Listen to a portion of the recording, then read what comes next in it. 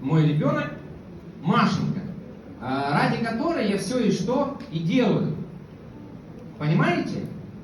Ради семьи, чтобы никто не нуждался. Вот она звонит. И для вас,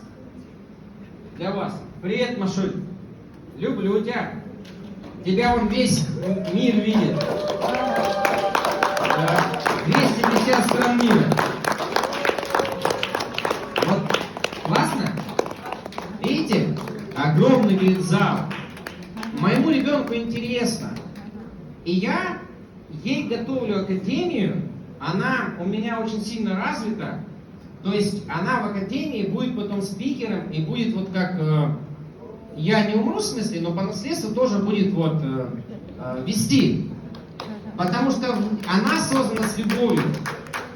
Когда я создавал ее, то мы с мамой уезжали на острова, кушали органическую еду, где червяки лазят в почве, и мы кушали такой рис, такой специальный, такие овощи, молились на острове Сибу, Филиппины. Круто? Да. И вот так мы создавали ребенка. А потом мы жили год еще в Таиланде после зачатия, где нет заводов, где крабы, омары.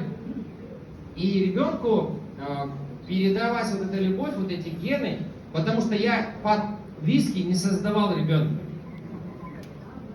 Понимаете?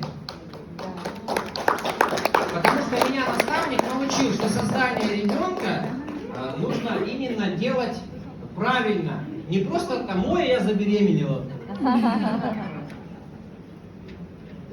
И вот Машенька, я тебя люблю, ты у меня самая лучшая, красотка, космос мой.